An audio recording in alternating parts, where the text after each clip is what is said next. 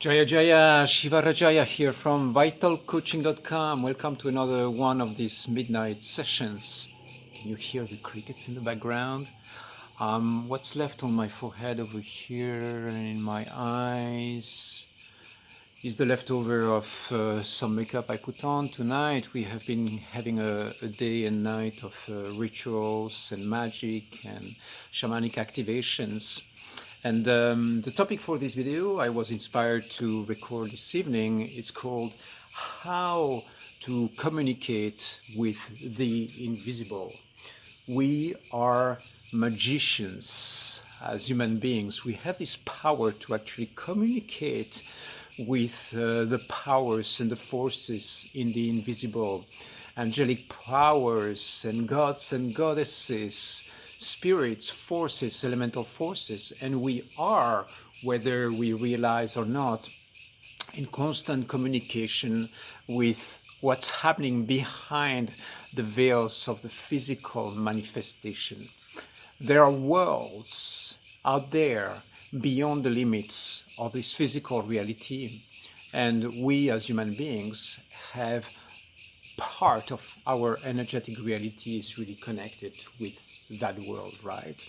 And with the physical sense that we have, we perceive an aspect of reality, which is the physical reality. But then, you know, what's your spirit? What's your soul? What are your chakras? What is your etheric body? You know, all these invisible aspects of our being, all these aspects of our spiritual anatomy are connected with something that goes way beyond the limits of our physical senses and the physical four-dimensional existence that we live in. And so when we tune into the fifth dimension, to the dimension of spirit and energy, we can really connect with these worlds. So how do we do that? Well, the good news is that we are doing that all the time. You know, we are using words. Words are energy objects. For instance, if I see the word Shanti. Shanti is for peace in Sanskrit, right? What am I invoking? What am I bringing into this reality that is me? It is the energy of peace. If I see the word lux, luxaya, but lux is for light, right? In Latin. If I say lux eterna, I'm calling in the eternal light. And basically what I'm doing is like I'm activating this physical reality to be a channel for the eternal light. If I say eternita, see the words are energy objects. They are codes, they are access points to communicate with the invisible. Sometimes words are used to communicate on the physical dimension, right? On the horizontal plane to communicate with other human beings. Words can be just practical, or words can have a connotation of magic. In certain languages, like in Sanskrit or in Latin, or other languages, like for instance in Arabic or in Hebrew, you will have very specific words that are going to to invoke invisible realities. In Chinese or Japanese, I'm not too familiar with these languages, but of course, you know, all the languages have a certain vibration and a certain frequency that allows you to connect with the invisible. So what you do is when you are using a word, again, a simple word like the word lux is a portal. It's a portal, it's an energetic reality. It's like picking up a phone and calling a certain number, a certain person on the other side, right? So the word lux is your access code. That's it. It's a very simple thing. So when you're praying, when you're saying prayers, sending prayers to the skies, to the invisible, what you're doing is you are really calling in those realities and becoming a channel, becoming a portal, an energetic portal to manifest that specific reality in your life. The words themselves and the actions that we take in the form of rituals are going to instruct the energetic reality around us, the elemental reality, and then then create precisely this portal of energy. It's not just words, of course. We have mudras, right? Prayers. For instance, when I bring my hands like that in prayer pose, what I'm doing, I'm sending a signal to the invisible. I'm saying, I'm right now in concentration and in reverence. And then suddenly my whole system, my subconscious mind is programmed to understand this gesture.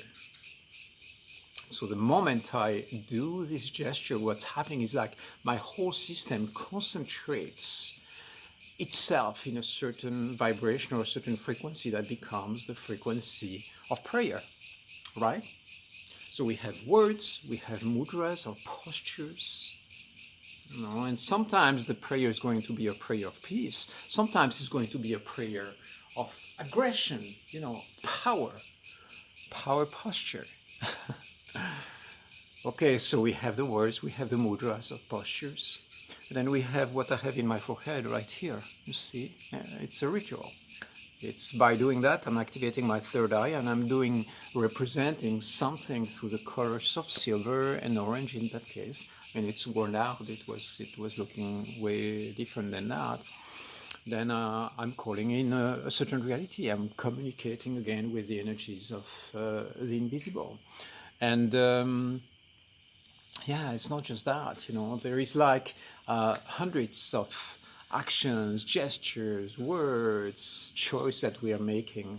For instance, when you go around the world and you decide to take a pilgrimage, to go all the way to Santiago in the north of Spain, on this amazing pilgrimage across Europe, or you decide to go to Mount Kailash in the middle of Tibet, or you decide to go to Jerusalem or Mecca, what are you doing? You are sending a message to your spirit that you want to dedicate this time of your life to something that is sacred and matters to you. So what you are saying, what you're doing, you are sending a clear message, and you are communicating with the invisible and engaging in a pilgrimage, which is like basically a series of prayers or long prayer that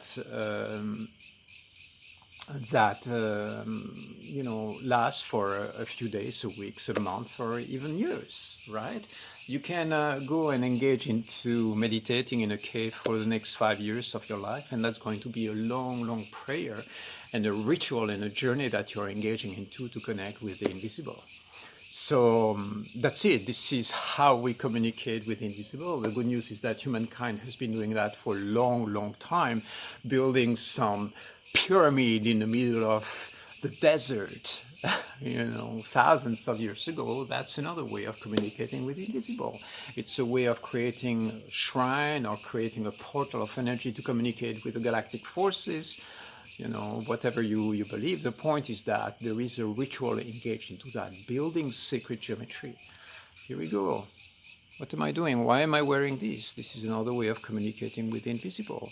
The flower of life represents a certain geometric figure, and by wearing it, I'm creating a portal of energy that activates a certain frequency in my field, and that energy or that frequency creates a certain vibration or a certain reality into my field. It means that by wearing the flower of life, I'm deciding to consciously dedicate my existence to this aspect of reality that represents the grid of consciousness, or the sacred feminine for some people. Here is another expression of it, and I had more of them, of course.